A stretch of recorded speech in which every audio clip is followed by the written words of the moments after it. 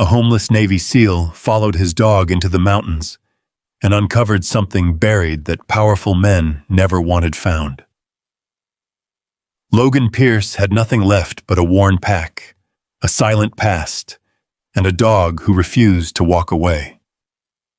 When Mako locked onto a forgotten trail deep in the Rockies, Logan followed, straight into a buried wagon train no map recorded. But what they uncovered wasn't treasure. It was something hidden on purpose, and someone was already watching. Comment 1 if you'd keep going no matter what, or 0 if you'd walk away, and tell us where you're watching from. It happened without warning. Logan Pierce stood on the gravel driveway of his cabin in western Montana, the cold air cutting through his jacket like it had something personal against him. The mountains rose behind the house in long, silent lines of pine and rock, their shadows stretching across the valley as the afternoon light began to fade. It should have been a normal day. Quiet, predictable. The kind of day he had spent years building for himself after everything else had fallen apart. Instead, there were 3 vehicles parked in front of his home: a black SUV, a county truck, and a white sedan with a man in a suit standing beside it, flipping through a clipboard like he had all the time in the world. Logan didn't ask questions right away. He had learned a long time ago that people who showed up like this didn't come to explain. They came to take. Mako stood just behind his leg, a large German shepherd with a thick coat and alert eyes that never stopped moving. The dog's ears were forward, his body still, every muscle quietly engaged. He wasn't barking. He wasn't pacing. He was watching. That was always worse. "You Logan Pierce?" the man with the clipboard asked, not looking up. Logan nodded once. "Yeah." The man glanced at him briefly, then back at the paper. "We're here to execute a seizure order on this property. Financial non-compliance. You've been notified." Logan didn't react at first. The words felt distant, like they were being spoken across water. "I haven't missed a payment," Logan said, his voice calm, even. "That's not what this says." The man handed him a document. Legal language. Dense. Cold. Final. Accounts frozen. Assets seized. Property reclaimed pending investigation. Investigation. Logan's eyes scanned the page, but the meaning didn't change no matter how many times he read it. His chest tightened, not with panic, but with something heavier, something slower, like a door closing somewhere deep inside him. "This is a mistake," he said quietly. "Sir, I don't make those calls." Behind the man, 2 workers had already started moving. One of them opened the back of a truck. The other walked toward the cabin like it already belonged to him.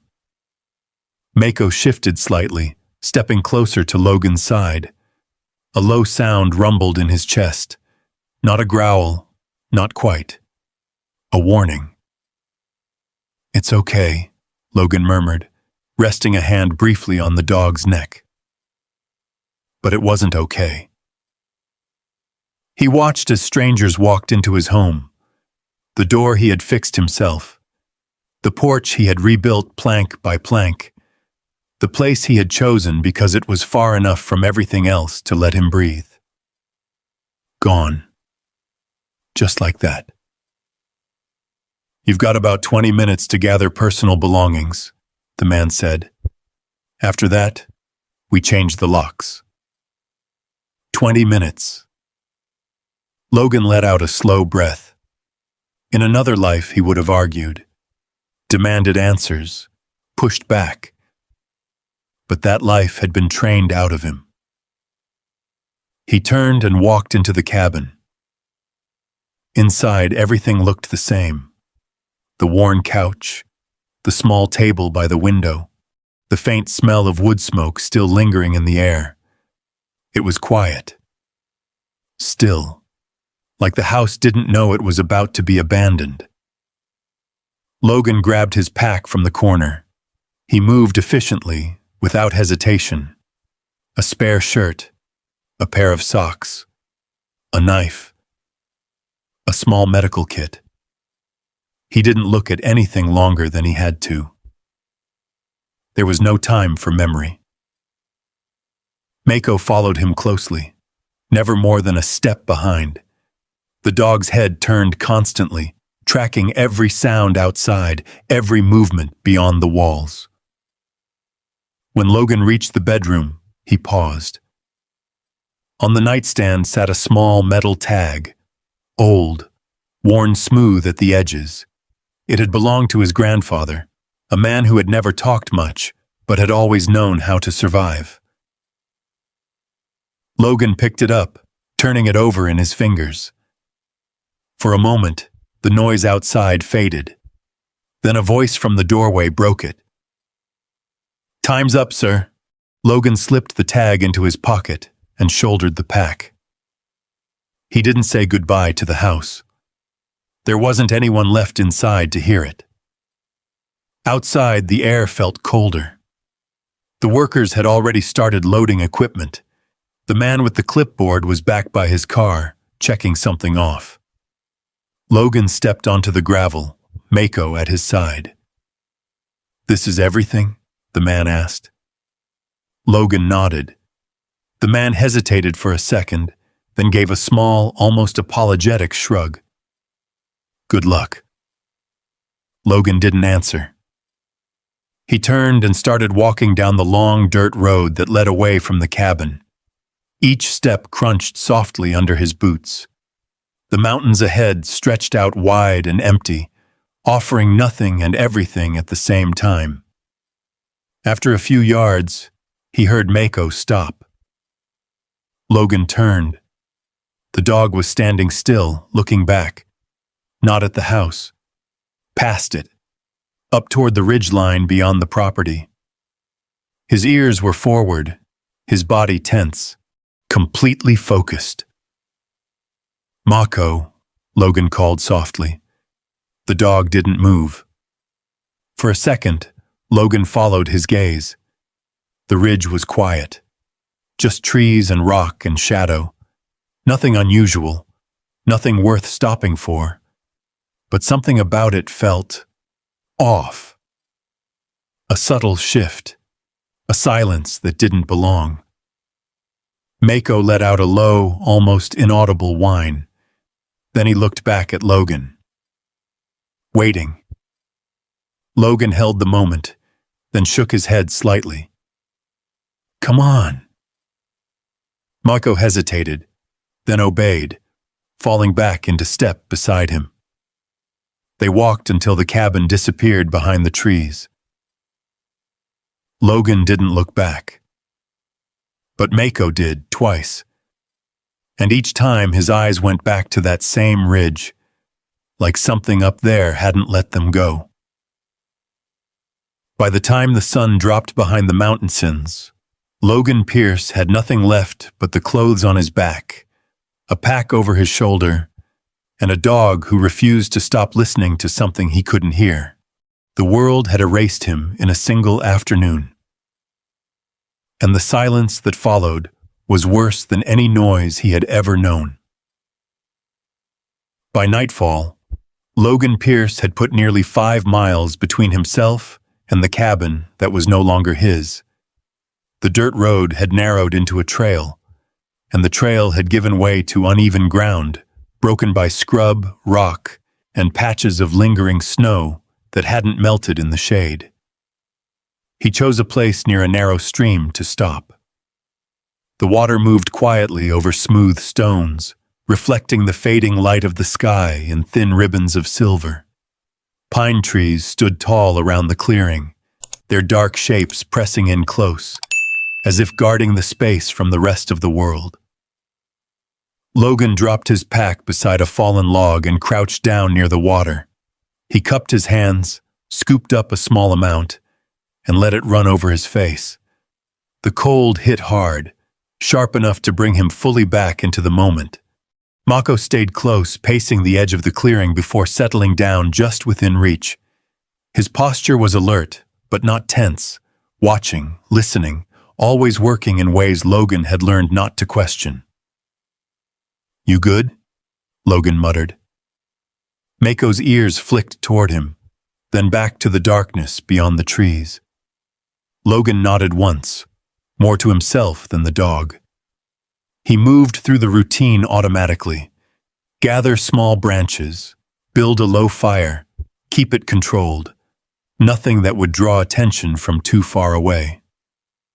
Old habits, the kind that stayed long after the uniform was gone. The fire came to life slowly, flames licking at the dry wood, casting a warm glow that pushed back the creeping cold. Logan sat beside it, his back against the log, staring into the flickering light. For a long time, he didn't think about anything. No past, no future, just the sound of water and the steady crackle of burning wood. Then, almost without realizing it, his hand drifted to his pocket. He pulled out the metal tag. It was small enough to fit in his palm, worn smooth from years of handling.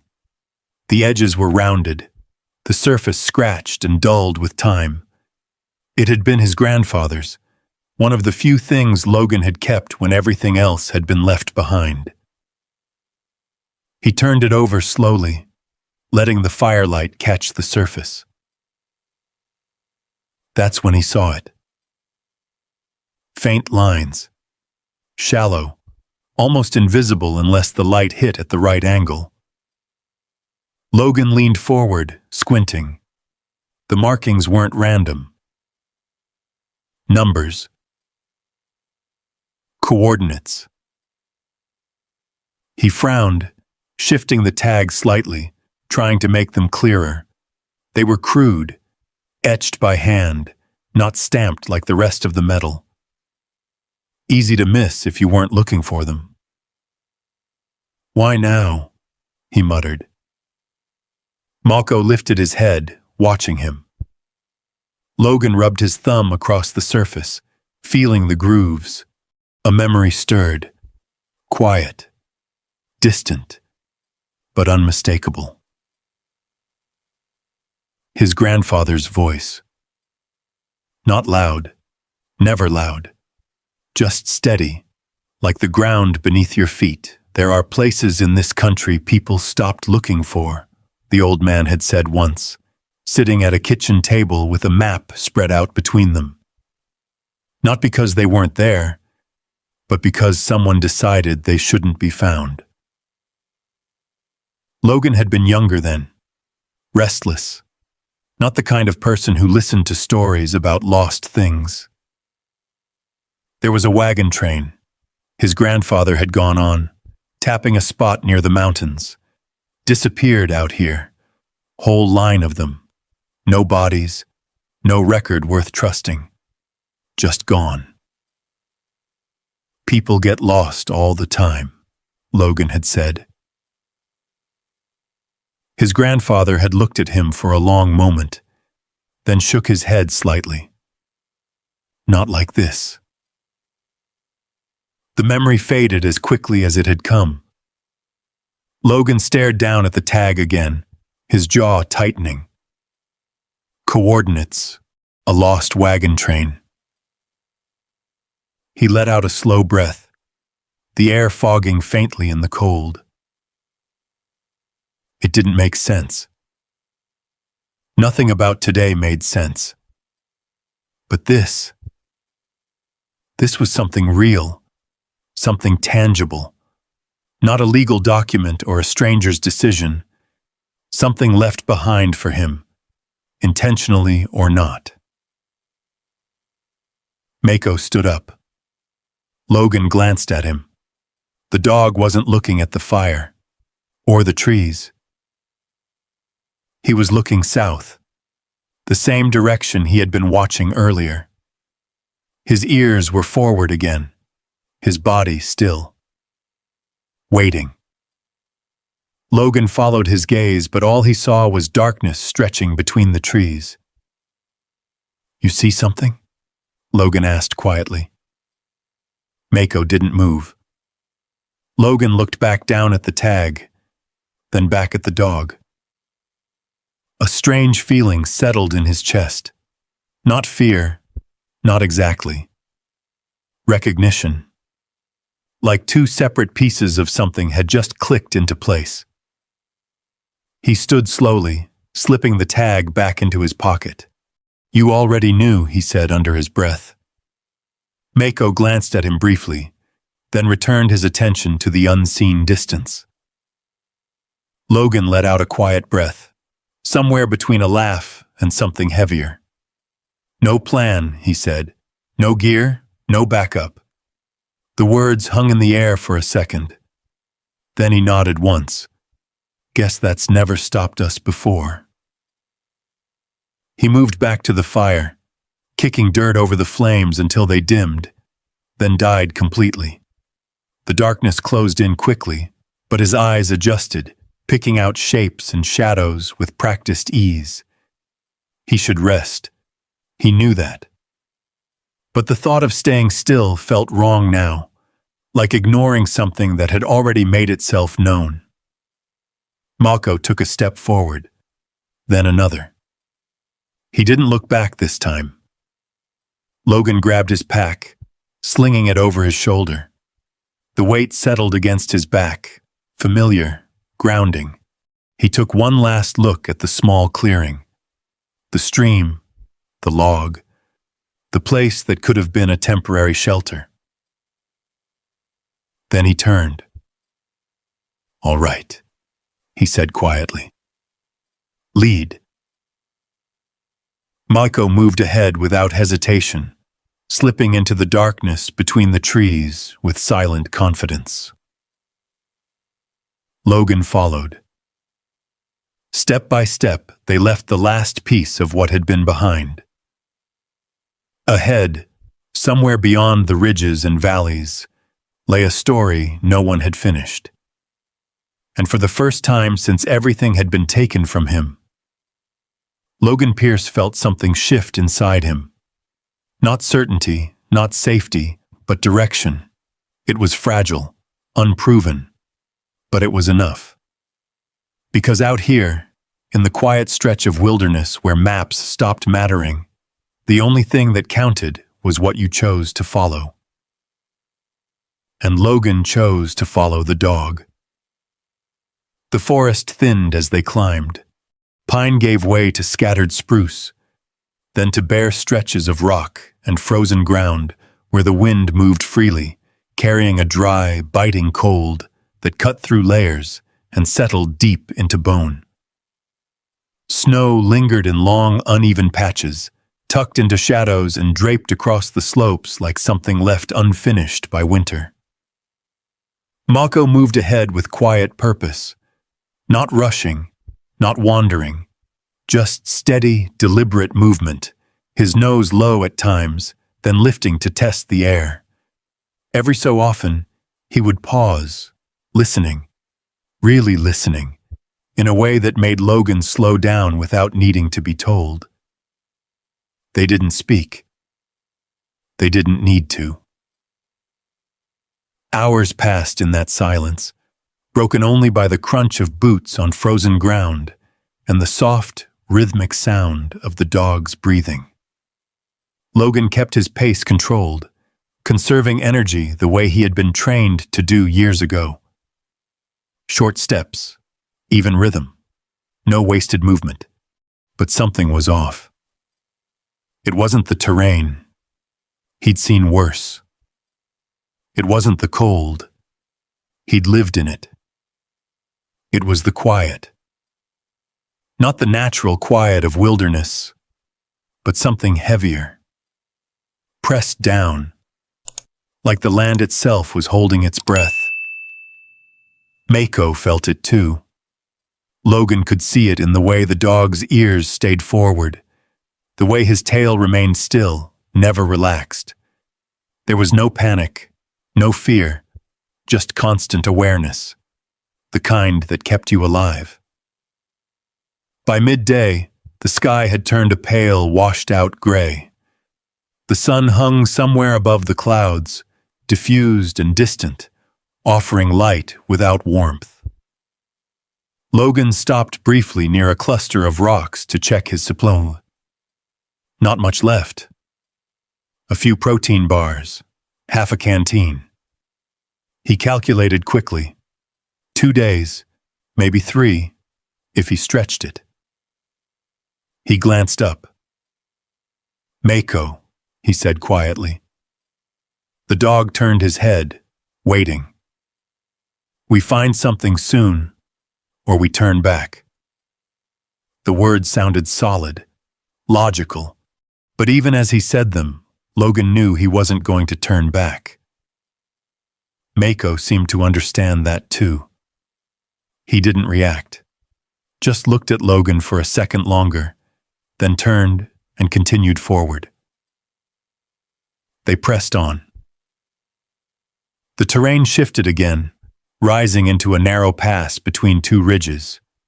Wind funneled through the gap, sharper now, carrying with it a low, hollow sound that echoed off the rock. Logan stepped carefully, boots finding grip on uneven ground. Then it hit.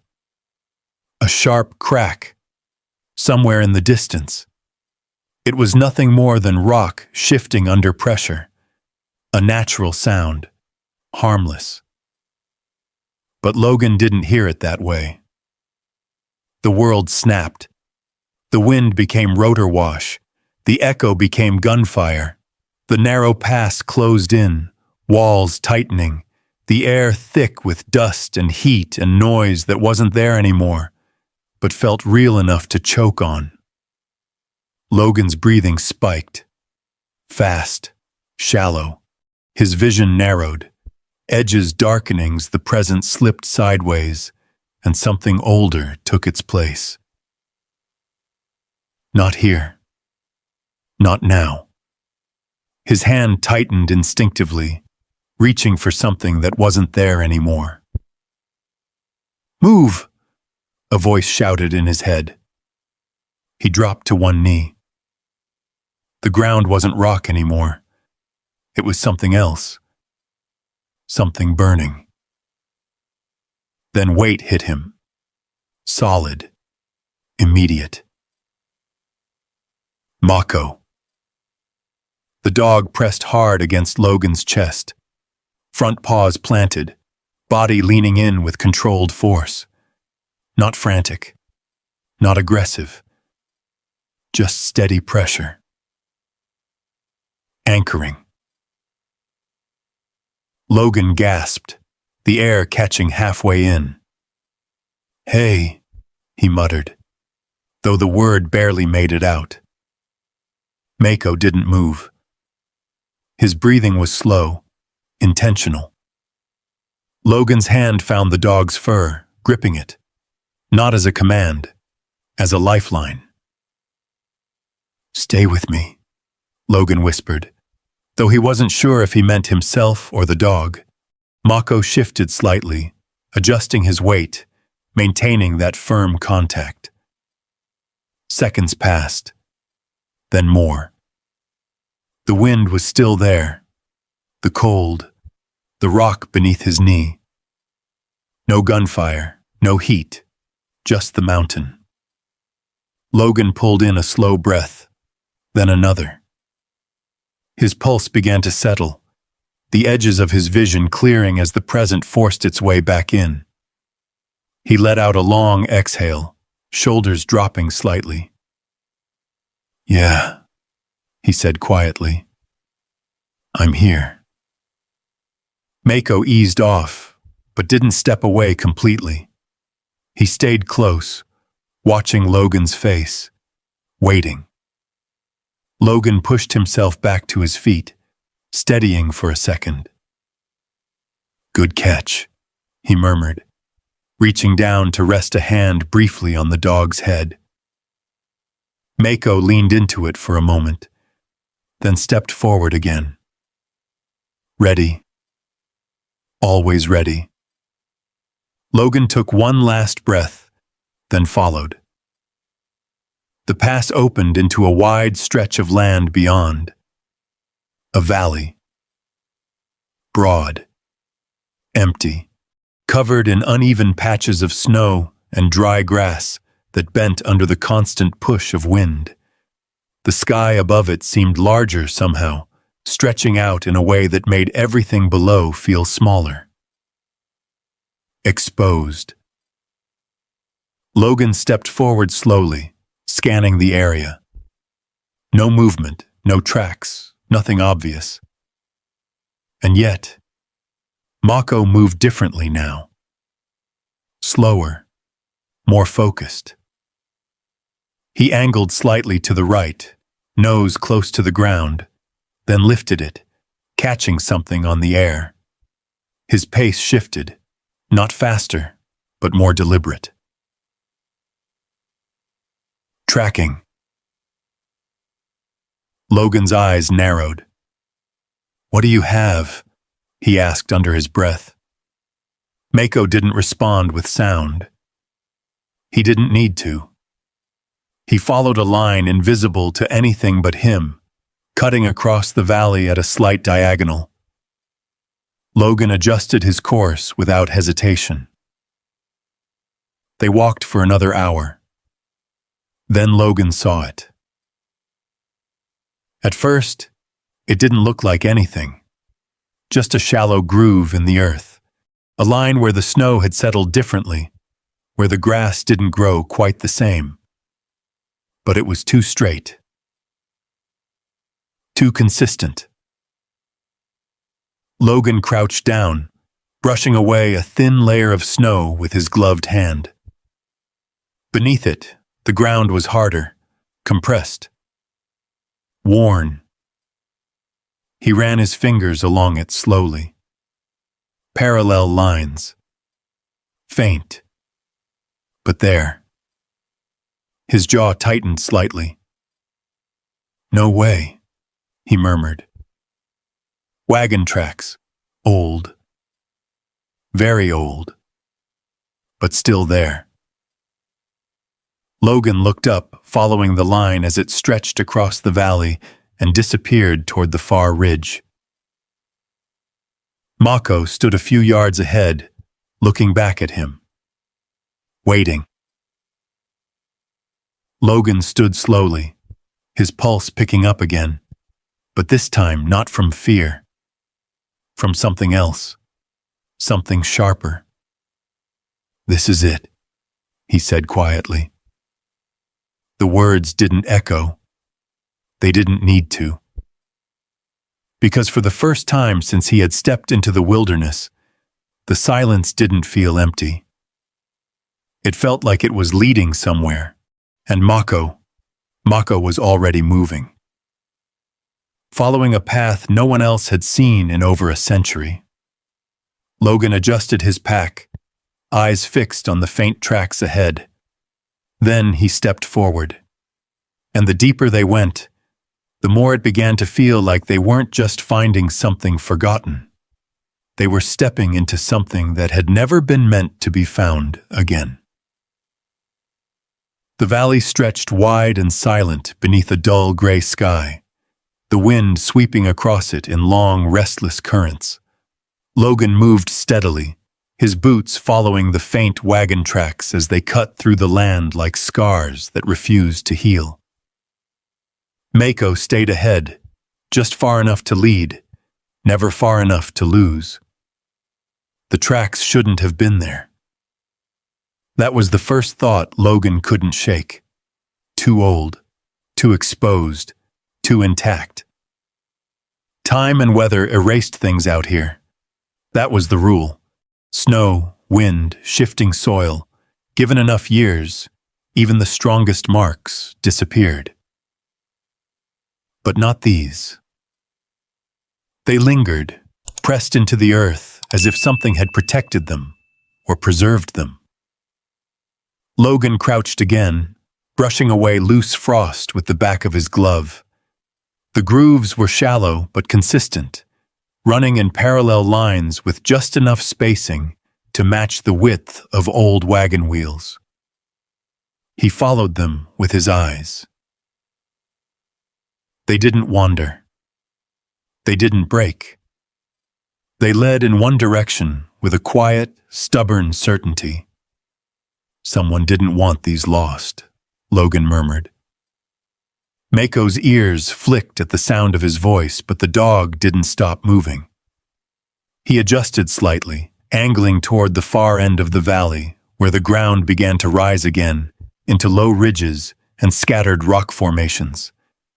The terrain there looked rougher, broken, harder to cross. Logan stood and followed. The wind picked up as they climbed, carrying with it a low, hollow tone that echoed off the stone. It wasn't loud, but it was constant. A sound that seemed to come from nowhere and everywhere at once. Mako slowed. Not stopping, just shifting. More cautious now. Logan felt it too. The air had changed. It wasn't colder, not exactly, but heavier. He scanned the ridgeline ahead, his eyes narrowing slightly. Something's off, he said under his breath. Mako stopped. Just for a second. Then he looked back at Logan. Not confused, not uncertain. Focused. Then he turned again and continued forward. Logan exhaled slowly and followed. They crested the ridge, and on the other side, the land dropped into a shallow basin. It wasn't large, maybe a few hundred yards across, surrounded by uneven slopes and broken rock, with patches of snow settled in the low spots and dry grass pushing through where the ground allowed it. At first glance, it looked like any other stretch of forgotten land. Until Logan looked closer. The tracks led straight into it. Then, they stopped. Logan stepped down into the basin slowly, his boots crunching against the frozen ground. His eyes moved constantly, scanning, searching for anything that didn't belong.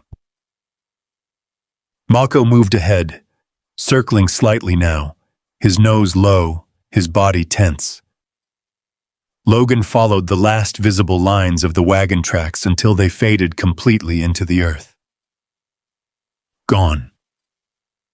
No exit. No continuation. Just ended. He frowned. That's not right, he muttered. Wagon trains didn't just stop. Not in the middle of nowhere. Not without a trace. He turned slowly, taking in the entire basin. Something wasn't adding up. The tracks led here, but nothing left. It was like the wagons had driven into the ground and vanished. A gust of wind swept through, stronger this time, sending loose snow skittering across the surface in thin, shifting lines. And that's when Logan saw it. A shape. Barely visible. A slight rise in the earth near the far edge of the basin. Not natural. Too smooth. Too uniform. Mako, Logan called softly. The dog was already moving. He crossed the basin in a straight line, heading directly for the spot Logan had noticed. His pace was controlled, deliberate, every step placed with care. Logan followed, his pulse beginning to climb. As they got closer, the shape became clearer. A mound. Low, elongated, partially covered by snow and dirt.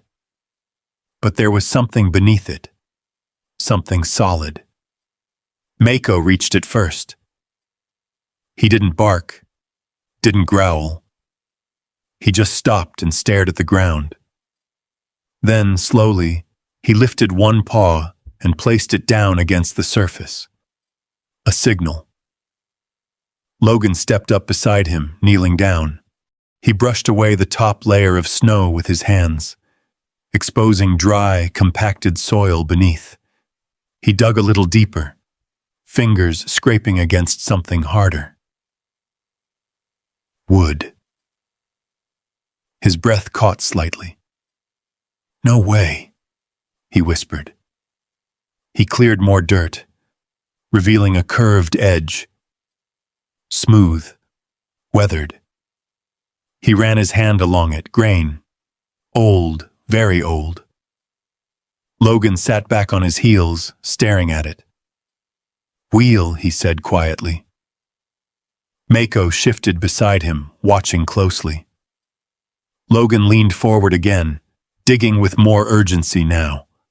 The soil was packed tight, but not impenetrable. Piece by piece, he uncovered more of the shape. The curve widened, then flattened, then connected to something else. An axle. He stopped for a second, his chest rising and falling faster now. "This is it," he said, barely above a whisper. He pushed harder, clearing more dirt, revealing splintered wood, rusted iron bands, the skeletal remains of something that had once been strong. A wagon, buried, forgotten, and real. Logan sat back again, staring at it. For a moment, everything else faded. The cold, the wind, the silence, all of it. "This wasn't a story," he said. Mako let out a soft breath, almost like an answer. Logan looked up, scanning the basin again. If there was one, there were more. His eyes moved slowly across the ground, and once he knew what to look for, he saw them. Shapes beneath the surface. Subtle rises. Lines that didn't belong to the natural flow of the land. A second mound. A third. Spread out across the basin, like something hidden in plain sight.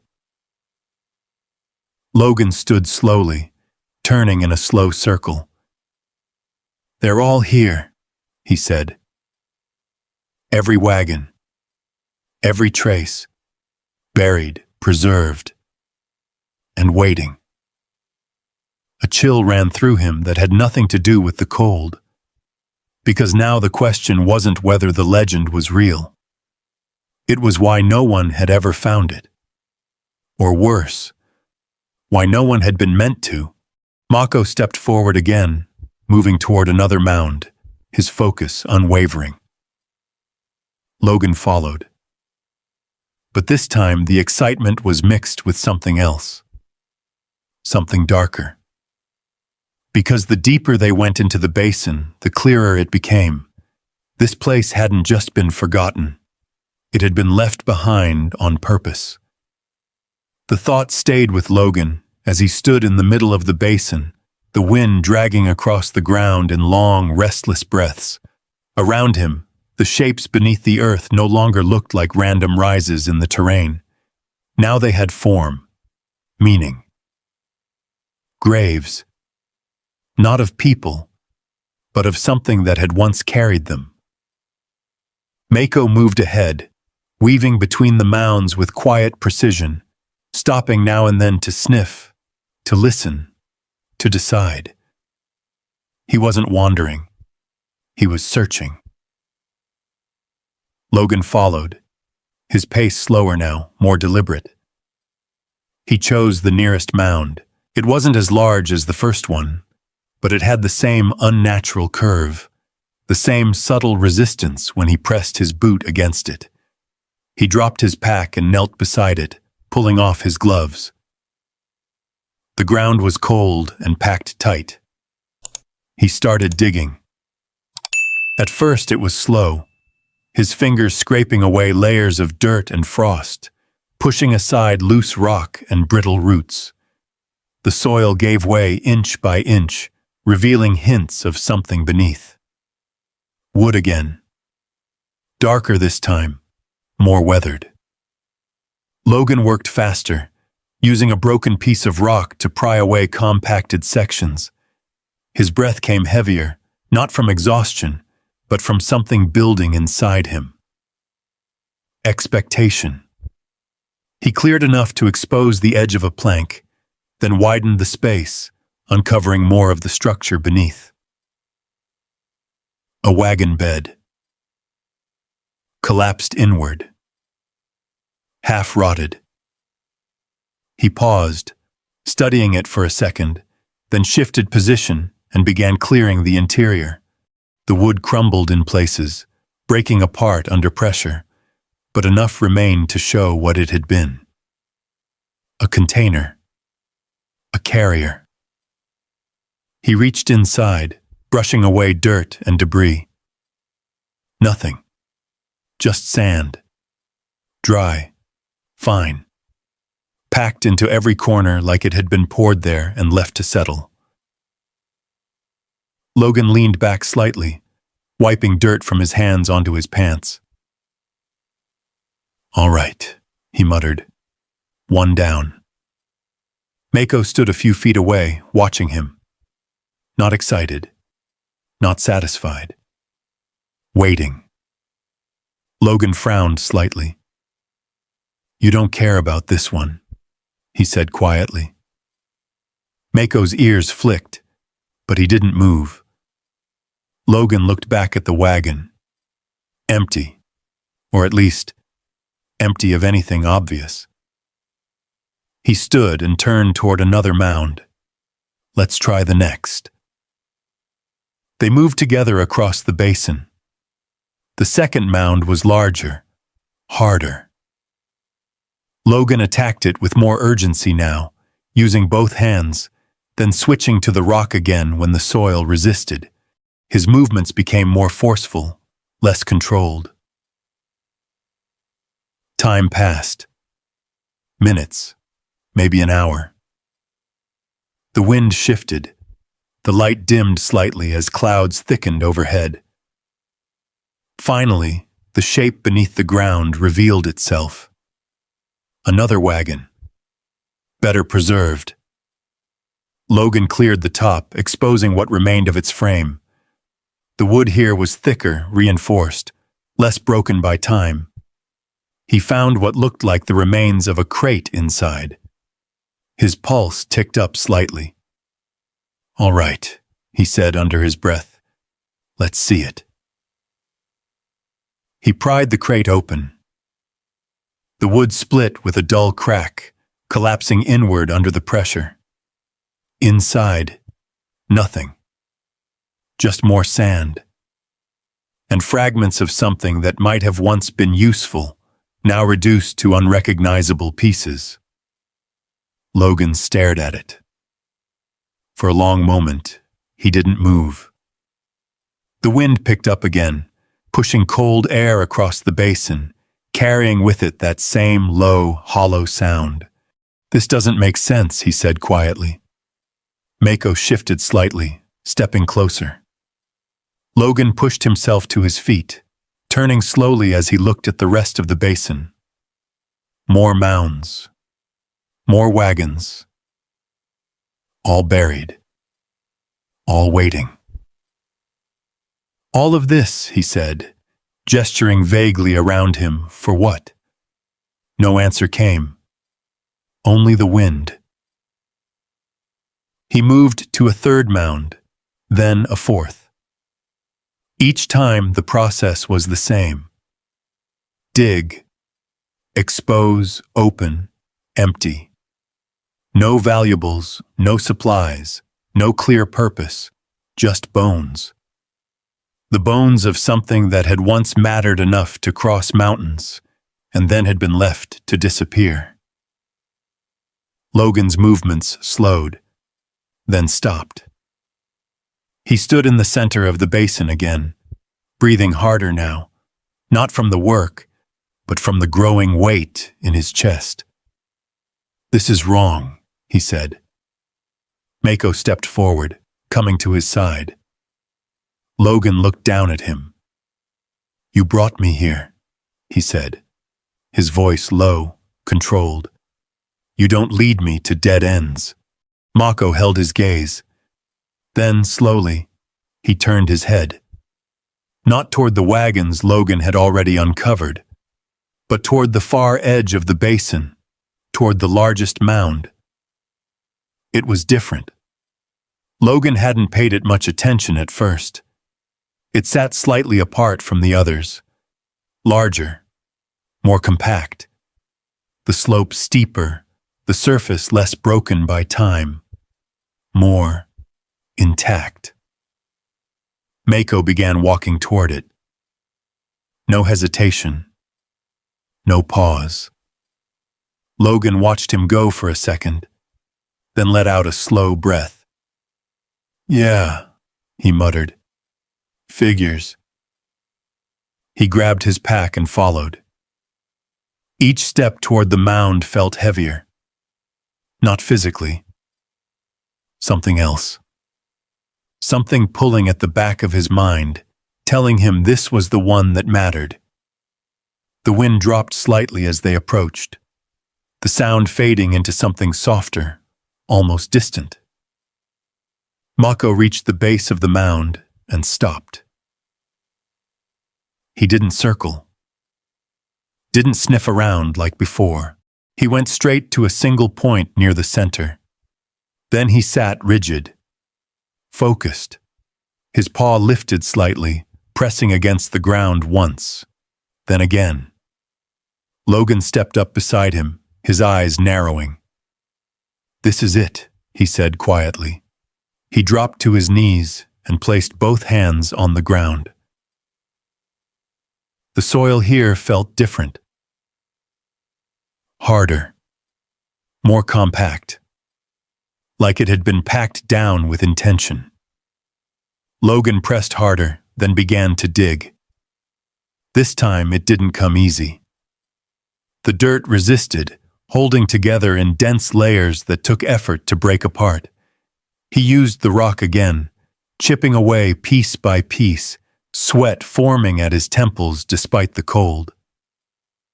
Minutes passed. Then more. Finally, the sound changed. A dull, solid thud beneath the surface. Logan froze for a second, then cleared more dirt. Wood. Thick. Unbroken.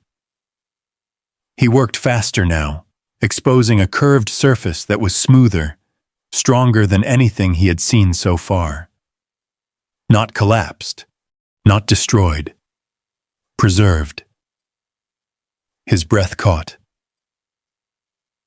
"This one," he whispered. Mako leaned forward slightly, watching closely. Logan cleared enough to reveal part of the structure. The top of a wagon. Intact, sealed.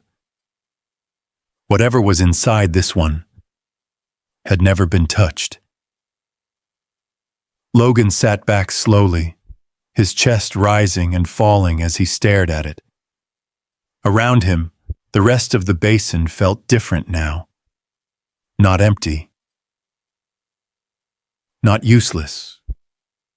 Just incomplete. Because everything else had led to this. Every empty wagon, every dead end, every step. All of it pointed here, to the one thing that had been buried deeper than the rest. Logan looked at Mako. The dog didn't move, didn't blink, just watched him, waiting. Logan nodded once. "All right," he said quietly. "Let's find out what they were really hauling." And for the first time since stepping into the basin, The disappointment was gone, replaced by something sharper, something dangerous, because whatever was inside that wagon had been worth hiding, and that meant it was worth finding. Logan didn't move right away. He stayed kneeling beside the mound, one hand resting against the exposed wood, feeling its strength beneath the packed earth. It wasn't like the others. Those had collapsed, surrendered to time and weather. This one had held. Preserved. Protected. He let his hand slide along the surface, tracing the curve of the wagon's top. The grain was still tight. The structure beneath felt whole. Whatever was inside had been sealed away from the world for a long time. Maybe too long. The wind shifted again, colder now, pushing across the basin in a slow, steady current. Logan glanced up at the sky. The light was fading. Clouds had thickened, flattening the horizon into a dull gray that made distance harder to judge. Night would come fast out here, and with it, the temperature would drop hard. He sat back, exhaling slowly. "Not tonight," he said quietly. Mako didn't react. Logan looked at him. The dog was still sitting where he had been, body rigid, eyes fixed on the exact spot where Logan had been digging. There was no hesitation in him, no uncertainty, just focus. Logan pushed himself to his feet, brushing dirt from his hands. "We're not set up for this," he said, more firmly now. "Lights going, ground's frozen. We do this wrong, we lose what's inside." He stepped back from the mound, scanning the basin again. The other wagons sat half exposed, their empty frames like silent witnesses.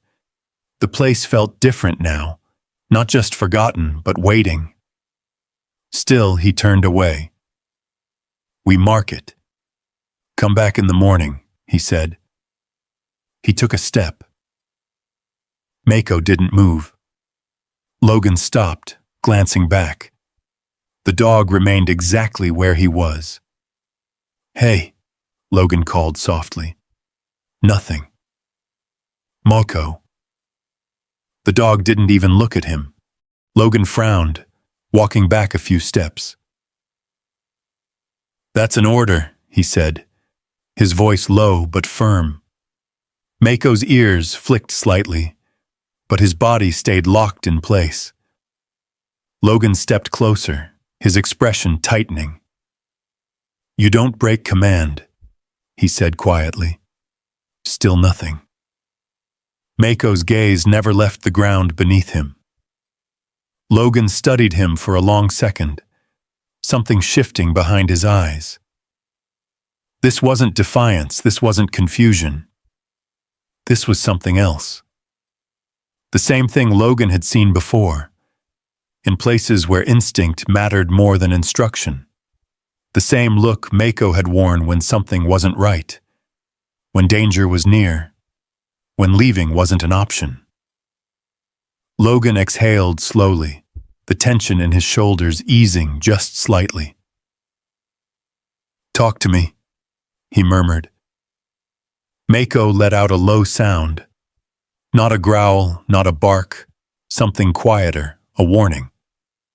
Logan's eyes flicked back to the mound. The wind moved again, brushing over the surface, shifting loose dirt in thin lines. For a second, everything felt still. Too still. Logan crouched again, closer this time, his senses sharpening. "What do you see?" he asked. Mako leaned forward slightly, placing his paw against the ground again. Once, then again. The same spot. Logan reached out, pressing his hand against the soil where Mako indicated. It felt different. Not just compact. Layered. Like something beneath the surface was holding it together. He leaned in closer, brushing away more dirt with controlled movements. The top layer came off easily enough, but just beneath it, something else. A seam. Faint. Almost invisible. But there. Logan's breath slowed. This wasn't just buried, he said quietly. Mako shifted, staying close. Logan ran his fingers along the line again. The mound wasn't natural. It had been shaped, covered, hidden on purpose. He sat back slightly, looking at the sky again. Darker now, the edge of night creeping in. He weighed it. Time. Risk. Unknowns. Every instinct he had told him to wait, to prepare, to come back with daylight and better tools. But another part of him, older, sharper, told him something else. You don't leave this. Not when your partner tells you it matters. Not when everything led here. Logan looked at Mako again. The dog hadn't moved, hadn't blinked. Still locked onto that single point. You're not letting this go, Logan said. Mako's tail gave the slightest movement, not wagging, acknowledging. Logan let out a quiet breath, somewhere between frustration and acceptance. All right, he said. All right. He reached for his pack, pulling out the small folding knife and a length of cord. Not ideal, not enough. But it would have to do. He shifted position, bracing one knee against the ground and leaning forward. We do it careful, he said. Slow, no mistakes. Mako eased back just enough to give him space but stayed close, his body angled toward Logan now, watching not just the ground, but everything around them. Guarding. Logan started working the seam. The knife scraped against the packed earth, cutting through the top layer bit by bit. He widened the line carefully, exposing more of the edge beneath. Wood. Solid. Sealed tight. He switched to using the rock again, tapping gently along the seam, testing for weak points. Each strike echoed softly in the quiet basin, the sound carrying farther than he liked. He paused. Listened. Nothing. Just wind. He continued. Minutes passed, then more. The seam widened enough to get his fingers into. Logan gripped the edge and pulled. Nothing. He adjusted, bracing himself better, using the cord to create leverage. Come on, he muttered. The wood creaked slightly. Just a fraction. But it moved. Logan froze, listening again. Still nothing. He pulled again. Harder. The seam gave a little more. A low, grinding sound echoed beneath the surface, like something shifting after being locked in place for far too long. Mako tensed. Logan felt it immediately. Easy, he said under his breath. He eased off slightly, then adjusted his grip. One more pull. The seal broke. Not fully, but enough. A thin line opened along the edge, and from it, air escaped. Dry. Stale. Carrying with it a faint, unfamiliar scent. Not rot, not decay. Something else. Old. contained. Logan leaned back slowly, his chest rising and falling as he stared at the narrow opening. They had broken through, but not all the way. Not yet. He looked at Mako. The dog's eyes were fixed on the gap now, his body coiled, ready. Logan swallowed once, the weight of the moment settling in. "Whatever's in there," he said quietly, "it's been waiting a long time." The wind dropped. The basin fell into a deeper silence than before, and for the first time since he had stepped into it, Logan felt something shift again. Not just curiosity, not just purpose, but tension. Because opening that wagon wasn't just about finding something hidden. It was about uncovering something that might have been meant to stay buried. Logan placed his hand back on the edge. Steady. Controlled. "All right," he said. "Let's finish this." And as he leaned forward to open it the rest of the way, Mako moved closer. Not to lead, not to search, but to stand beside him, ready for whatever came next. Logan tightened his grip on the edge of the wagon's seal and pulled again, slower this time, controlling the movement inch by inch. The wood resisted at first, as if the earth itself didn't want to let it go. Then it shifted with a long, dry groan, the sound echoing low through the basin. The opening widened. A thin line became a gap, and darkness waited on the other side. Logan paused, breathing steady, listening. Nothing moved. No sound from within. No shift in the air beyond that first stale breath. Mako leaned forward slightly, nose hovering near the opening, but not crossing it. His ears were forward, his posture tight, not afraid, but alert, in a way that said this mattered. Logan nodded once. "Easy," he murmured. He reached into his pack and pulled out a small flashlight, the beam narrow but strong enough to cut through the dark. He flicked it on and angled it toward the gap. Dust floated in the air inside, disturbed by the break in the seal. The beam cut through it slowly, revealing shapes beneath. Wooden crates. Stacked. Braced tightly against the interior walls. Intact. Logan exhaled, a quiet release of tension. "Not empty," he said. Mako shifted, stepping closer now, his focus sharpening. Logan widened the opening further, pulling the panel back until it gave enough space for him to lean inside. The wood creaked again, but held. He angled the light deeper. More crates. More structure.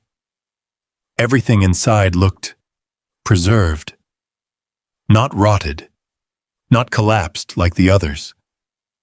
Whatever this wagon had been carrying, it had been protected. Logan pulled himself up slightly, bracing against the frame, and swung one leg over the edge. He moved carefully, lowering himself inside the wagon. The air was different. Still. Heavy. Not foul, but untouched, like stepping into a space that hadn't been disturbed in over 100 years. Mako followed without hesitation, landing beside him with controlled silence. Logan stood still for a second, letting his eyes adjust to the limited light. The interior was tighter than he expected. The crates were packed close together, secured with wooden braces that had somehow held through decades of pressure and time. He moved forward slowly, scanning each one. "No markings," he said under his breath. No labels, no shipping symbols, nothing to indicate what they were.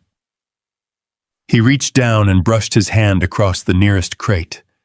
A thick layer of dust came away under his fingers, revealing wood that was still solid beneath.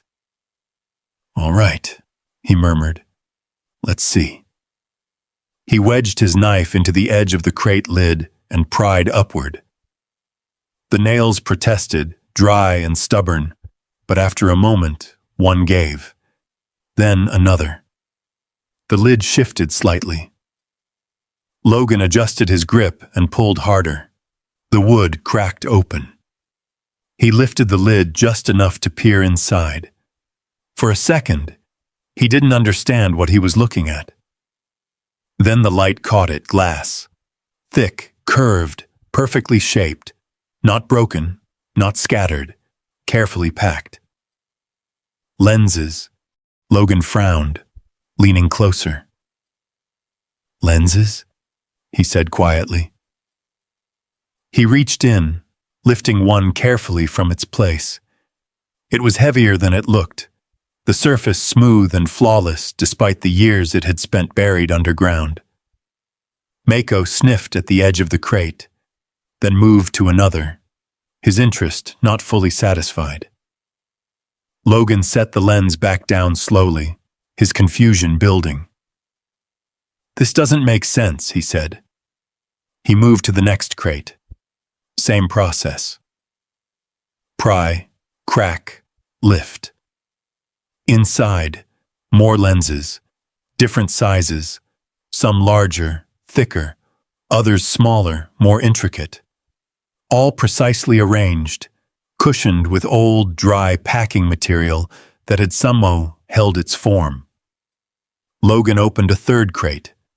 This one held metal components, cylindrical pieces, brass fittings, machined parts that looked far too precise for something that had been transported by wagon across mountains. His brow furrowed.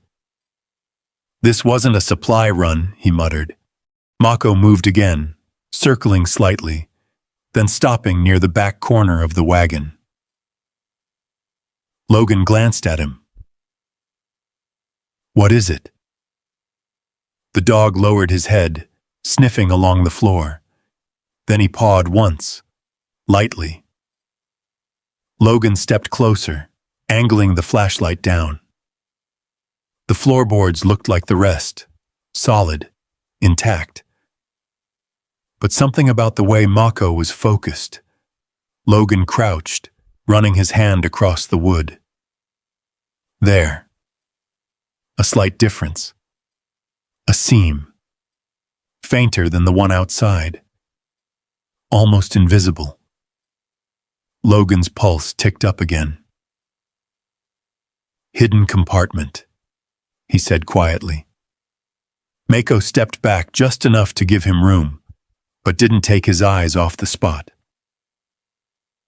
Logan worked the knife into the edge, prying carefully. The wood resisted, then shifted. A small section lifted, and beneath it, another space. Smaller, tighter, but separate from the rest of the cargo. Logan angled the light inside. A box, metal-lined, compact, different from everything else. His breath slowed. "This is it," he said. He reached in and lifted the box out. It was heavier than expected, the weight settling into his hands with a solid, unmistakable presence. Mako moved closer, watching intently.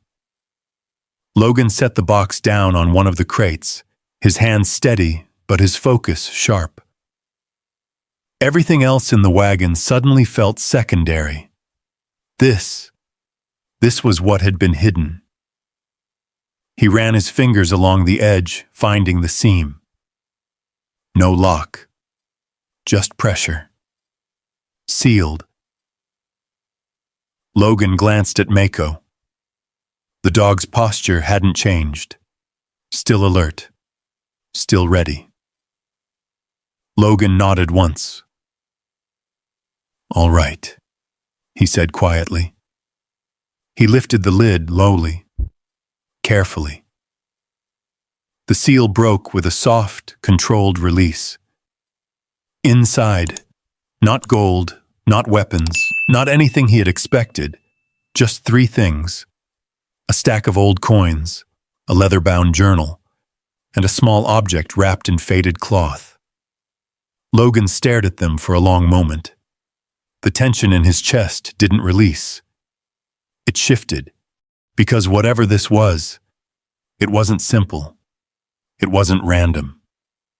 And it definitely wasn't worthless. Mako let out a quiet breath beside him. Logan reached for the journal first, and as his fingers closed around it, he realized something that made the air feel heavier than before. This wasn't the end of the search. It was the beginning of something else entirely. Logan held the journal in both hands, the worn leather creaking softly under his grip. Dust clung to its surface, but the binding was still intact, the pages inside protected by the same careful sealing that had preserved everything else in the wagon. For a moment, he didn't open it. He just stared at it. Because everything about this discovery felt wrong in a way he couldn't yet explain. Not gold, not weapons, not anything that matched the stories people told about lost wagon trains. Just lenses, machines. And now this. Mako shifted beside him, letting out a low breath as if urging him forward.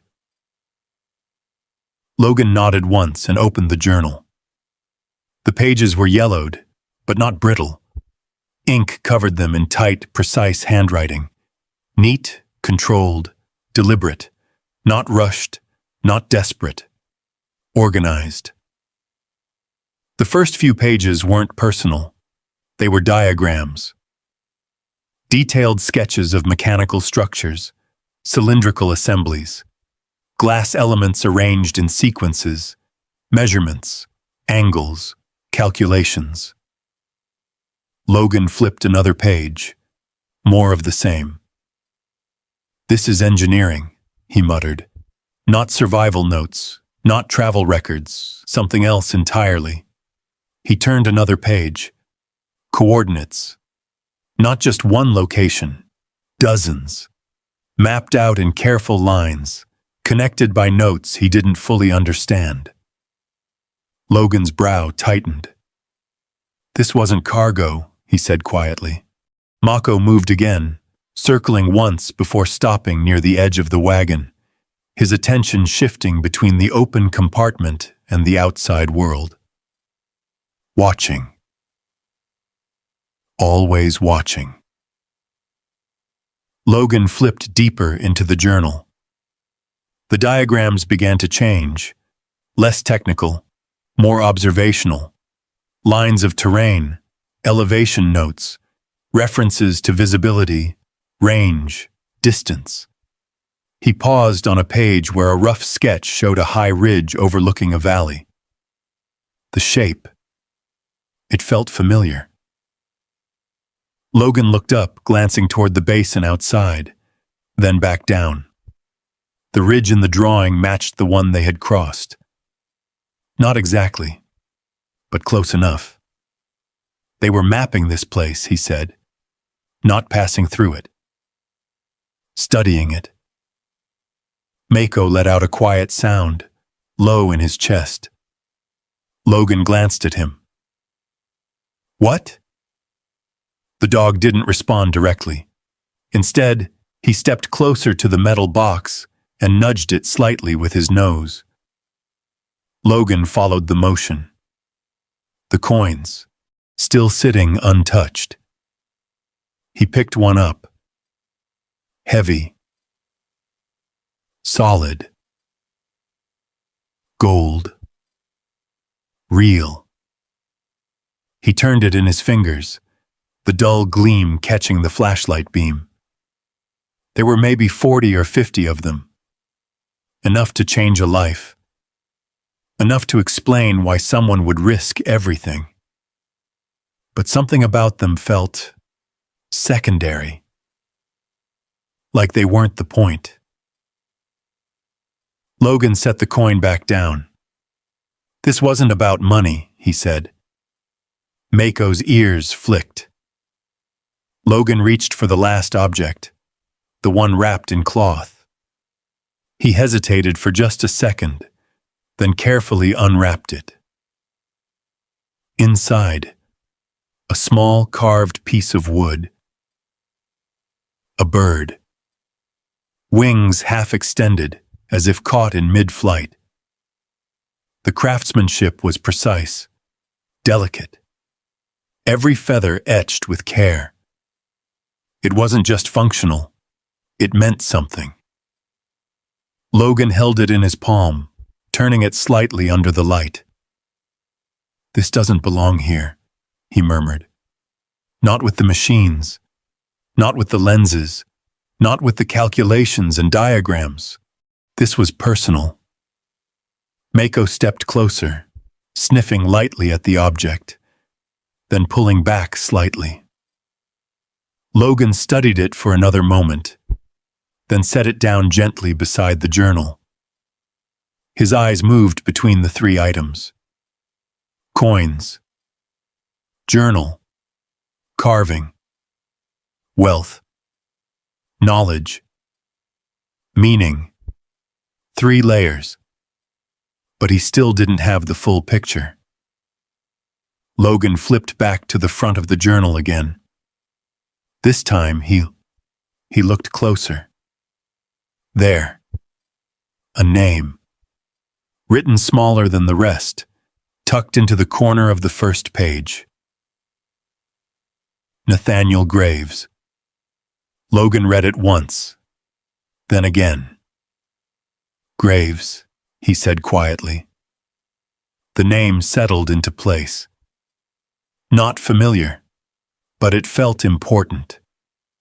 He turned the page again, scanning for anything more direct.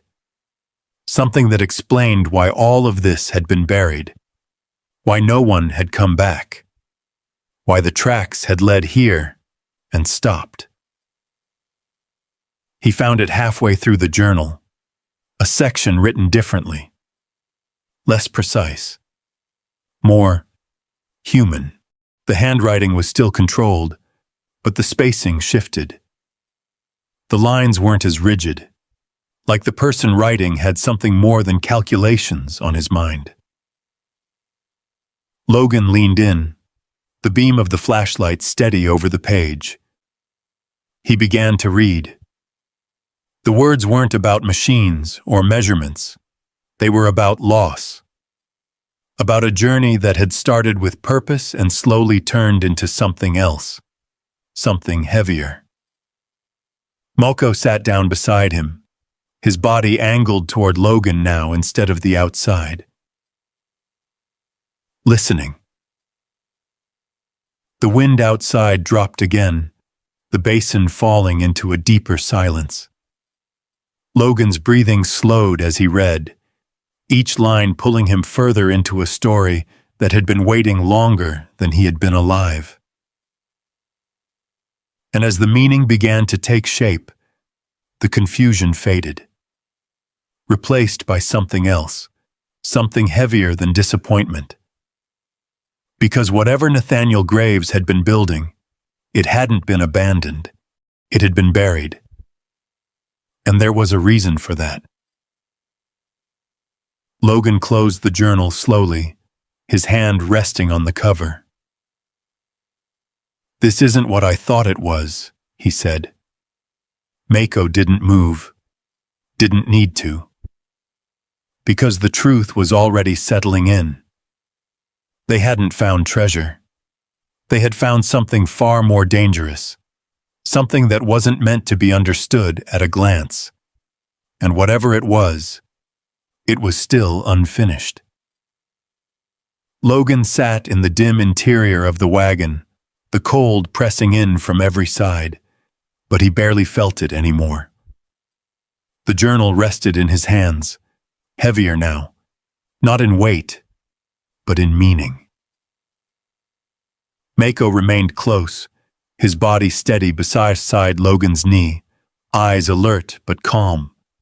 The dog had shifted from searching to guarding, as if he understood that whatever they had uncovered had crossed into something deeper. Logan opened the journal again. This time, he turned directly to the section where the tone had changed, where the calculations stopped. And the story began. The handwriting was tighter here, more deliberate, as if every word had been chosen carefully, written by a man who knew time was no longer on his side. Logan leaned in, the flashlight beam steady as he began to read.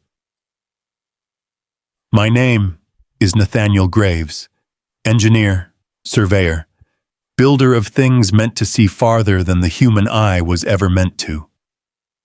Logan's jaw tightened slightly. Graves. Real. Not just a name in the corner of a page. A man. A voice. I began this journey with purpose, with belief that what we carried would change the way men understood distance, movement, and the unseen. Logan glanced briefly at the crates around him, the lenses, the instruments. It wasn't random. It had never been random. He continued. But purpose is a fragile thing when weighed against loss. Logan's breathing slowed. The words shifted again, less technical, more human. I buried my wife and my son before I ever reached these mountains. Illness took them both within the same week. I continued on not because I was strong, but because I had nothing left to return to. Logan stopped reading. Just for a second.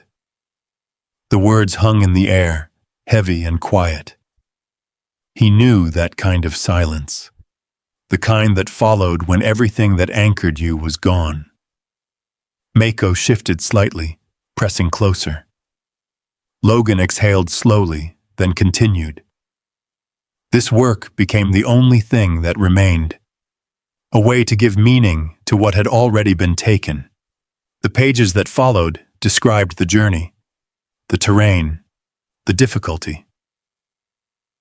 But beneath it all, Logan could feel the change, the shift from mission to survival, then to something else. We were not meant to reach this place, Graves had written. The storm came without warning. Not wind as I had known it, but something stronger, relentless. It swallowed the sky and buried the path behind us. Logan glanced toward the sealed opening of the wagon. The basin. It fit. The description matched what he had seen. We lost the animals first, then the water, then the men. The words were simple, but they carried weight. Graves didn't describe panic, didn't describe chaos, just loss. Measured. Final. I made the decision to preserve what I could, not for wealth, not for recognition, but because what we carried should not vanish with us. Logan's grip on the journal tightened slightly. That decision required that I do something no builder ever wishes to do. He turned the page. The handwriting shifted again. Less steady now. I buried it. Logan's breath caught slightly. Not hidden. Not lost. Buried. Intentionally. I chose this place because it would hold, because it would keep what others might misuse from being found too easily. Logan leaned back slightly, the pieces falling into place. The preserved wagon, the deeper burial, the absence of markings. This wasn't an accident. It was containment. We were not followed, but I believe we were watched. There are those who would take this work and use it for purposes I cannot allow. Logan's eyes narrowed. Watched. Even then, a century ago. He read on. If you are reading this, then time has passed enough for the world to forget us. That is both a blessing and a risk. Logan swallowed once. The basin outside suddenly felt less empty, less safe. I leave behind what remains of my notes. The designs are incomplete, but the foundation is there. It was never meant to be finished alone. Logan's eyes moved slowly across the page. I ask only one thing of whoever finds this. Do not use it for power. Use it for understanding. Silence settled again, deeper than before. Mako's breathing was the only sound. Logan turned to the final page. The writing was lighter here. Fading, I do not fear what comes next. I have already lost what mattered most. If this work survives, then perhaps something of me does as well. Logan paused, then read the final line. Finish what I could not. The words stayed with him, not as a command, but as a weight. He closed the journal slowly, his hand resting on the cover. For a long moment, he didn't move, didn't speak. The wind outside had stilled completely. The basin had gone quiet in a way that felt almost unnatural. Mako shifted slightly, turning his head toward the open seam of the wagon. Listening. Logan followed his gaze. The silence pressed in. Different now. He set the journal down beside the metal box, his mind working through everything he had just read. This wasn't just buried to be hidden, he said quietly. Mako's ears flicked. It was buried to be controlled. The dog let out a low breath. Logan looked back at the crates, the lenses, the components. Pieces of something larger, something unfinished. Graves hadn't been running from failure. He had been protecting something he didn't trust the world to handle. Logan exhaled slowly, running a hand across his face. This changes everything, he murmured. He reached for the small, carved bird again, holding it carefully in his palm. A personal object, a reminder of something human in the middle of all this precision. Graves had carried it, through loss, through the journey, to the end. Logan turned it slightly under the light. He wasn't just building something, he said. He was holding on to something. Mako stepped closer, resting briefly against Logan's leg, grounding him again. Not from panic this time, from the weight of understanding. Logan looked down at him, then back at the journal, then toward the opening of the wagon. The basin, the mountains beyond, everything felt different now. Not empty, not forgotten, but connected and exposed. Because if Graves had been right, if someone had been watching even then this place wasn't as hidden as it seemed. Logan's jaw tightened slightly. We're not alone in this, he said quietly. Mako's posture shifted immediately. Alert. Ready.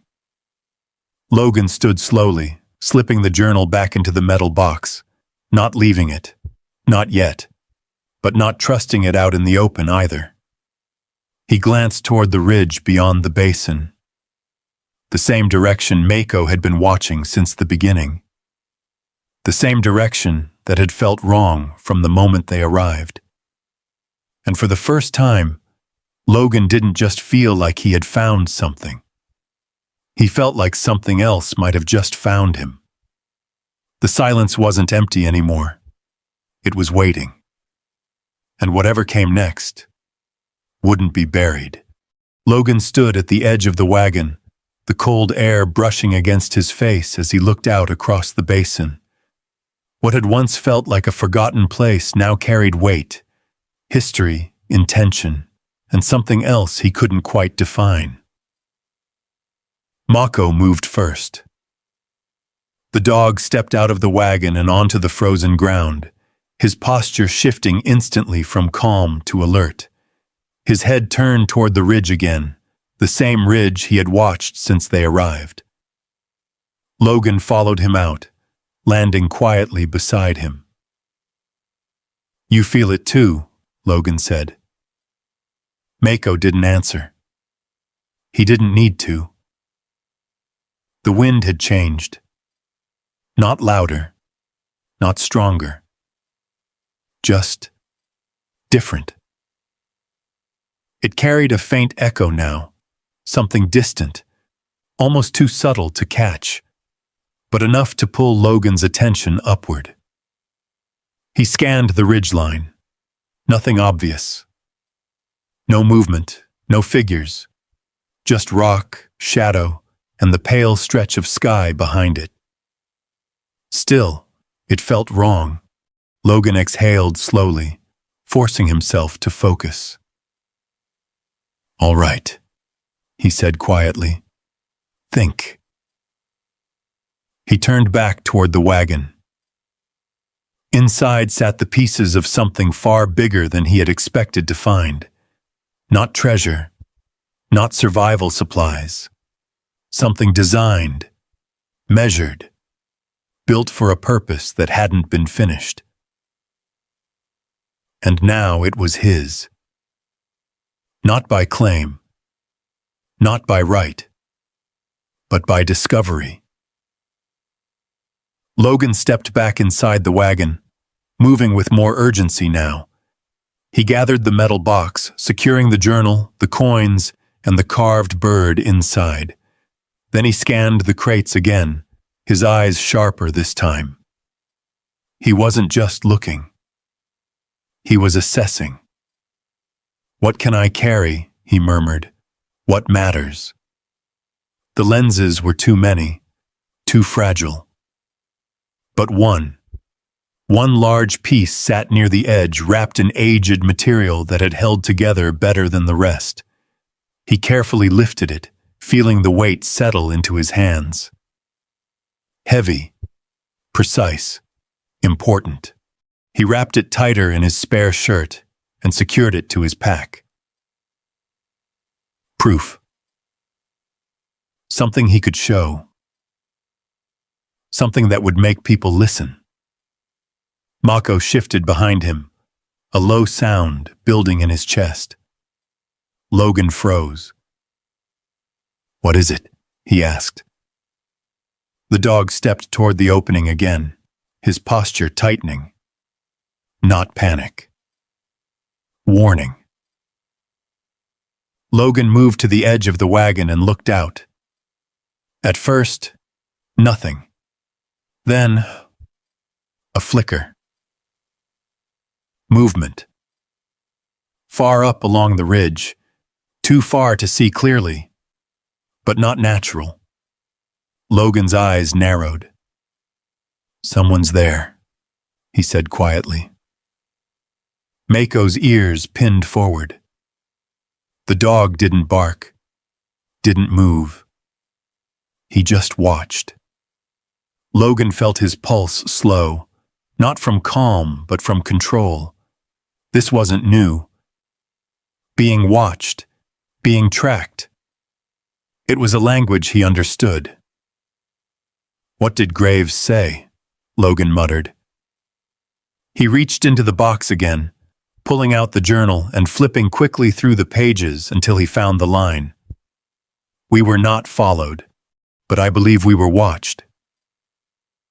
Logan stared at the words, then back at the ridge.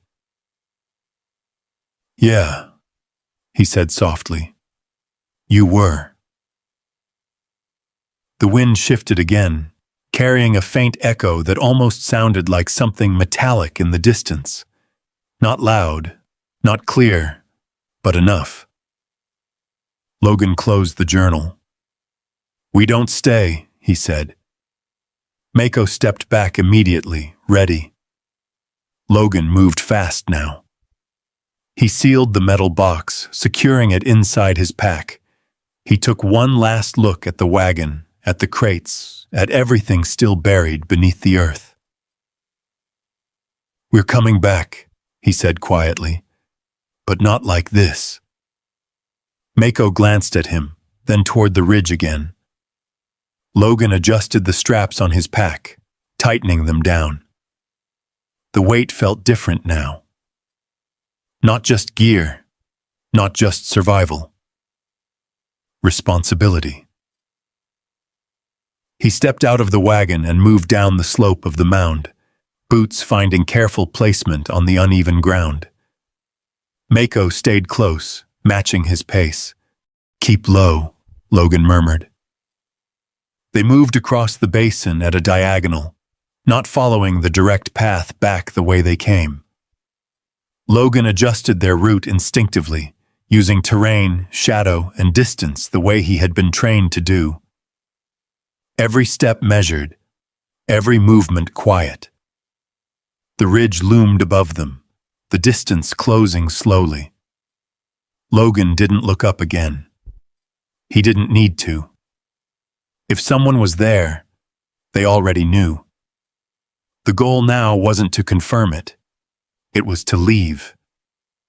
They reached the edge of the basin and began the climb back toward the narrow pass.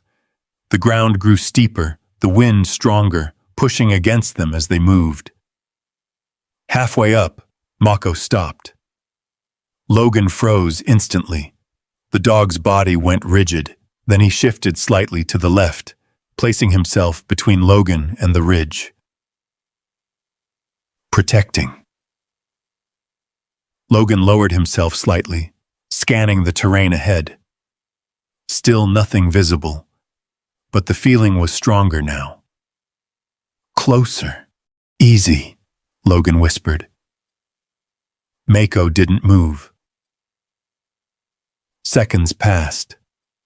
Then, a sound. Faint. Footsteps. Not close, but not far either. Logan's eyes sharpened. "They're moving," he said under his breath. Mako's head turned slightly, tracking. Logan adjusted his position, angling toward a cluster of rocks just off the main path. "Stay tight," he said. They moved together, slipping behind the cover just as the sound faded again. Silence returned. But it wasn't empty anymore. Logan stayed still, listening, counting, measuring. Then finally, nothing. No movement. No sound. Whoever had been there, they weren't closing in. Not yet, Logan exhaled slowly. "All right," he murmured. "We keep moving." Mako shifted, staying close. They continued up the slope, slower now, more cautious. The pass came into view again, the narrow opening between the ridges that led back toward the valley they had crossed earlier. Logan didn't relax. Not yet. Not until they were through, because now he understood something he hadn't when he started. This wasn't just a discovery. It was a line. Crossed. And once you crossed it, you didn't go back to being invisible.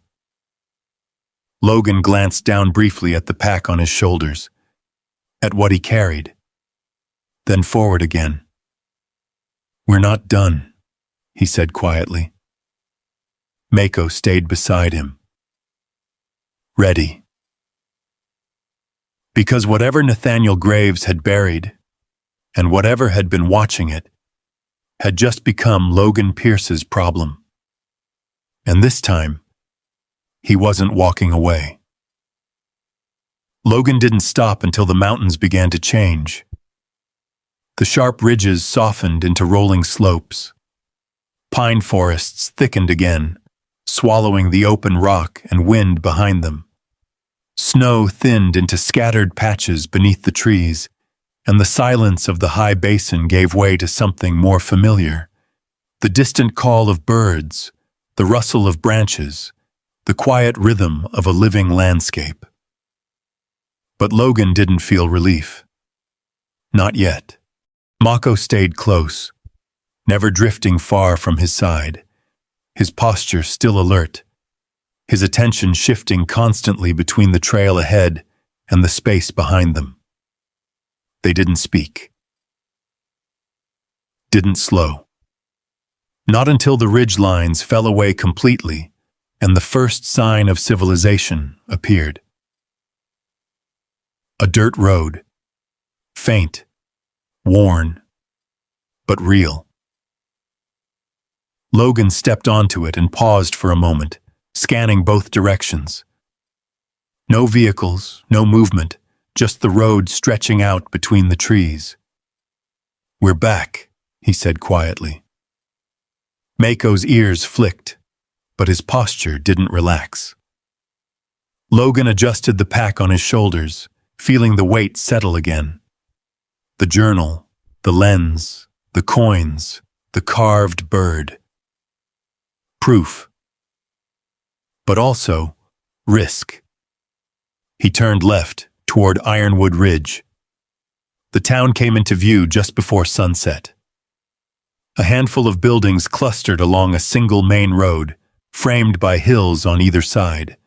Wooden structures weathered by years of wind and snow. A diner with a flickering sign. A mechanic's shop with its door half open. A few houses set back from the road, smoke rising from chimneys as the temperature dropped.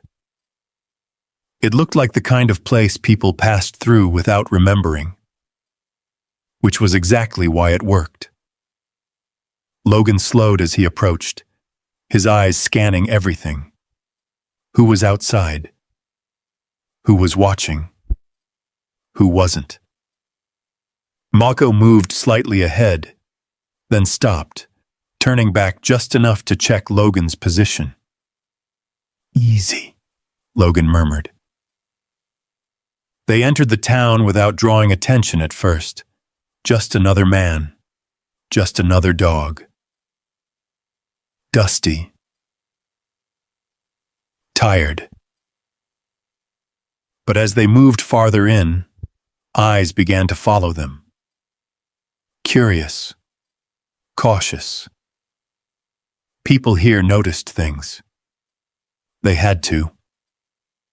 Logan headed straight for the diner. The door creaked as he pushed it open, a small bell above it ringing softly. Warm air hit him immediately, carrying the smell of coffee, fried food, and wood smoke. Inside, a few people sat at scattered tables, a man in a work jacket near the window, two older women talking quietly in the corner, a waitress behind the counter wiping down a surface. All of them looked up. Logan stepped in, Mako at his side. The dog's presence shifted the room slightly. Not fear, not tension. Awareness. Mako wasn't just any dog. That much was clear. Logan moved to the counter and sat. The waitress approached slowly, her expression neutral but observant. Mid-40s, maybe. Tired eyes, steady posture. "You passing through?" she asked. Logan nodded once. Something like that. She glanced briefly at Mako, then back at Logan. Dogs well trained. He's better than I am, Logan replied. A faint hint of a smile crossed her face, then faded. What can I get you? Coffee, Logan said, and whatever's hot. She nodded and moved off. Logan rested his forearms on the counter, letting the warmth seep into his hands. He kept his movements minimal, controlled. Normal.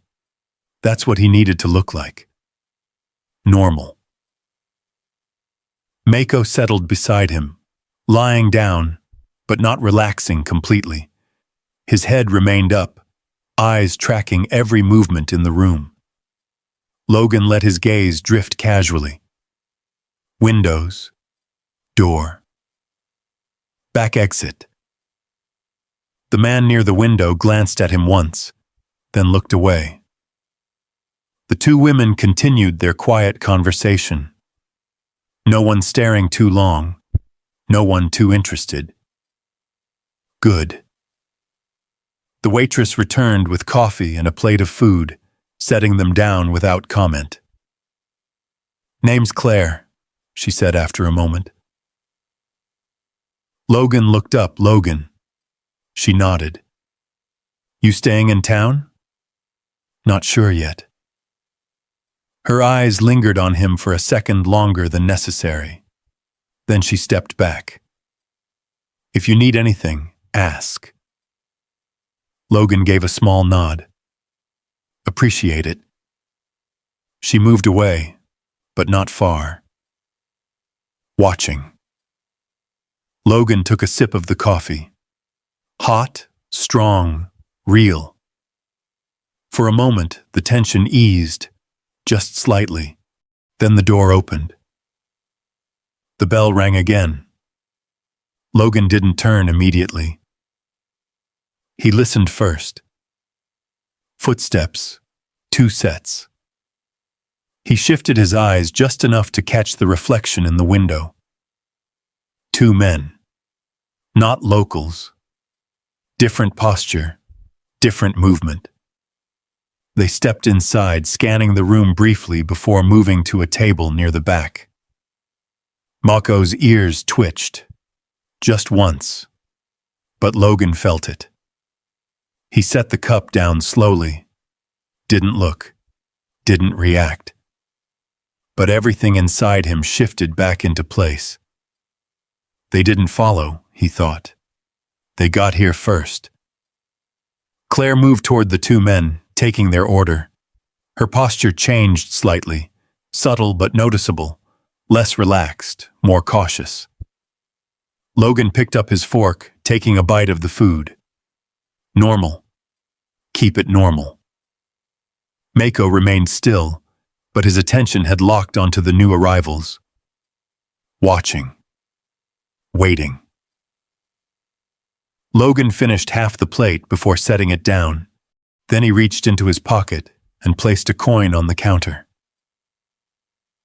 Gold. Not flashy, not obvious, but enough. Claire saw it immediately. Her eyes flicked from the coin to Logan, then to Mako. Understanding passed between them. Silent, unspoken. She picked up the coin and nodded slightly. I know someone who might be able to help you, she said quietly. Logan met her gaze. Mechanic? He asked. She hesitated for half a second, then nodded. Harold Boone, end of the road. Logan stood. Mako rose with him instantly. Logan left the rest of the food untouched. Didn't rush, didn't look back. But as he reached the door, he felt it. The shift, the attention. He stepped outside into the cold air, the sky now darkening toward night. Mako moved close beside him. Yeah, Logan murmured. They know. The town no longer felt neutral, no longer just a place to pass through. It had become something else. A point on a line that had started in that buried basin, and now it was connected. Logan adjusted the pack on his shoulders and started down the road toward the mechanic's shop. Behind him, the diner door opened again. Footsteps followed, slow, measured. Not hiding, not yet.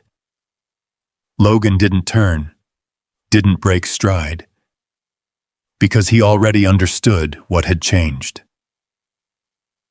Out there in the mountains, he had found something hidden. But here, in this quiet, ordinary town, something had found him back. The night air in Ironwood Ridge carried a sharp edge, the kind that settled into your lungs and stayed there. Logan walked without slowing, boots steady against the packed dirt road, every step measured but unhurried. Mako stayed tight at his side. The footsteps behind them didn't close the distance. They didn't need to. They were there to remind him, to let him know. Logan didn't turn. Instead, he reached the end of the road where the mechanic's shop stood. A long, low building with weathered siding and a single light burning above the open bay door. Inside, the sound of metal on metal echoed in slow, deliberate rhythm. Logan stepped in. The warmth hit him first.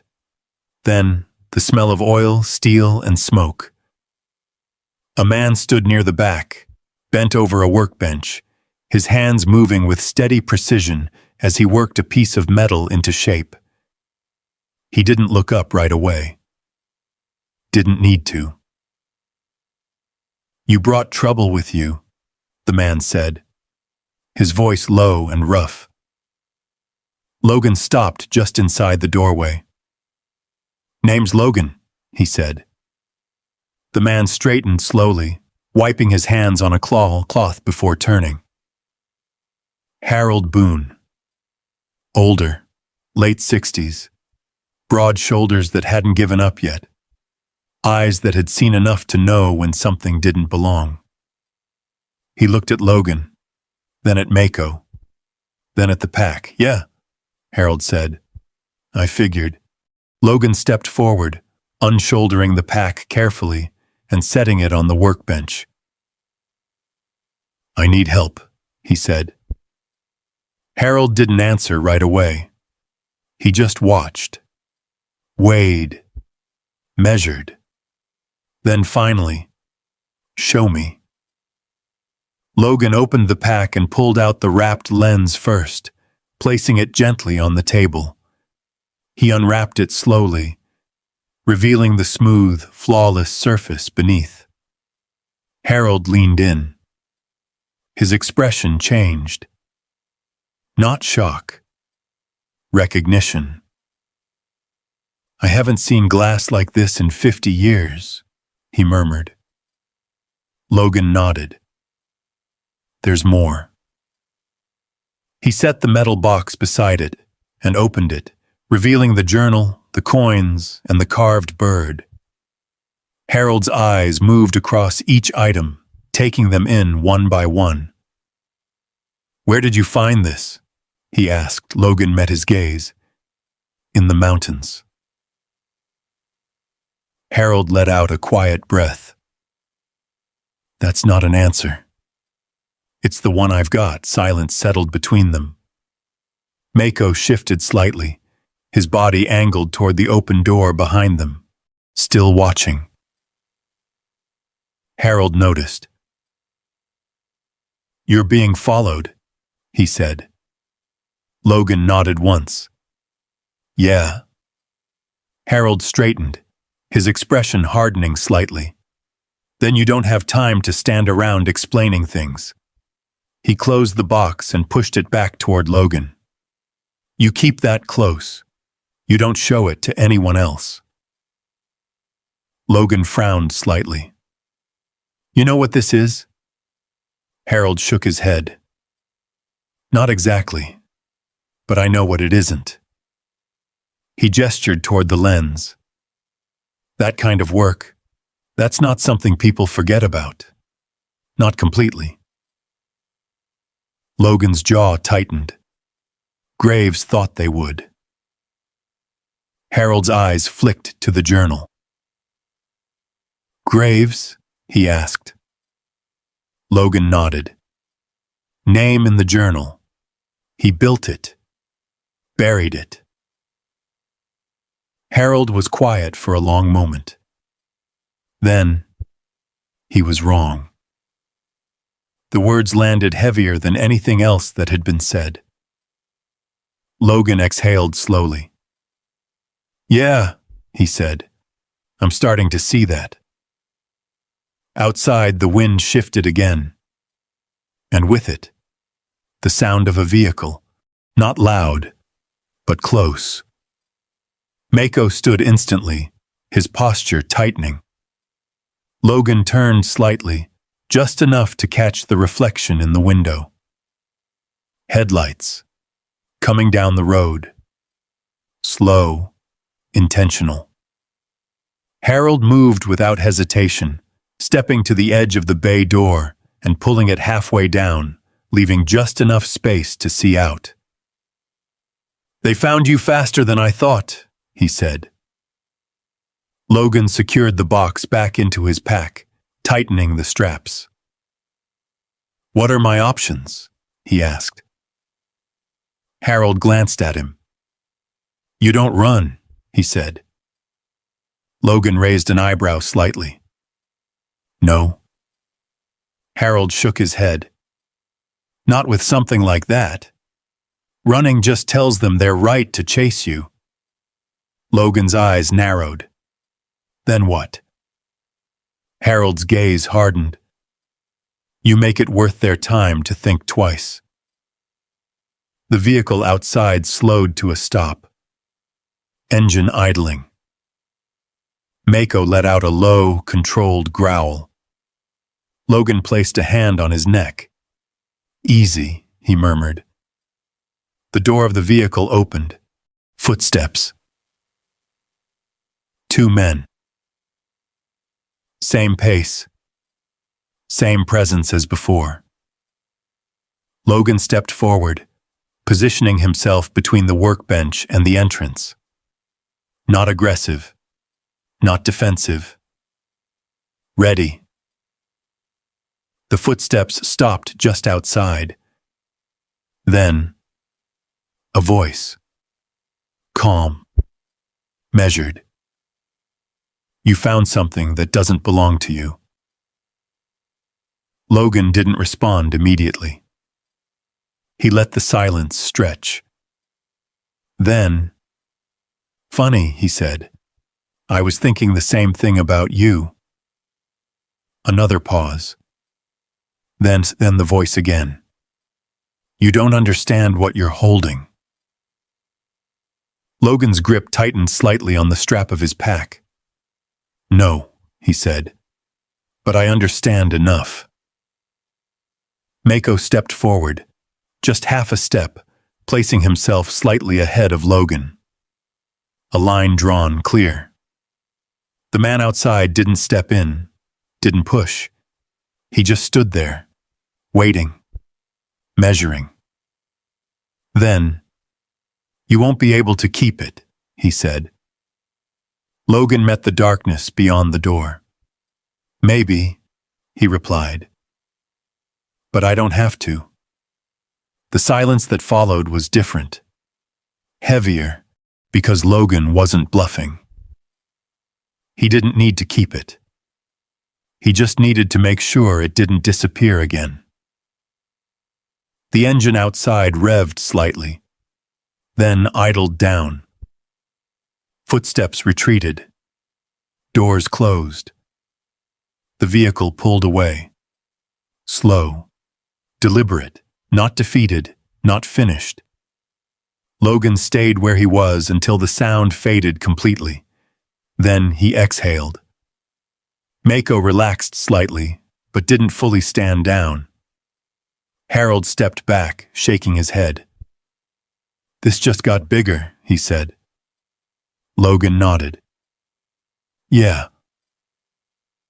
He reached into the pack and pulled out the carved bird, holding it for a moment. A small thing. But it had crossed time, survived everything, just like the journal, just like the idea behind it. Logan set it down gently on the workbench beside the lens. Two objects, two worlds, past and future. He looked at them both, then at Harold. "I'm not burying it again," he said. Harold studied him for a long moment, then nodded once. "Good," he said, "because that's exactly what they're expecting you to do."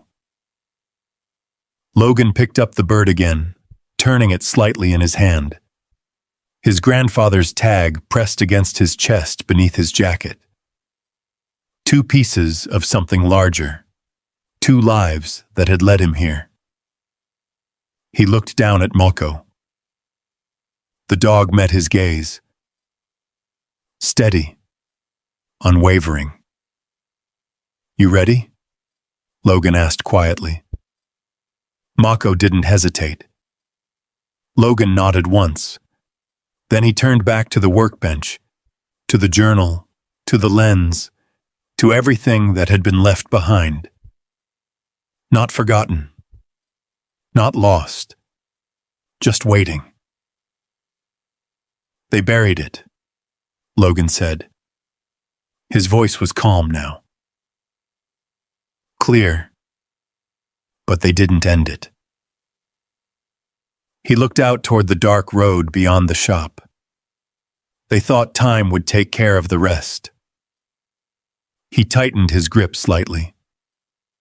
They were wrong.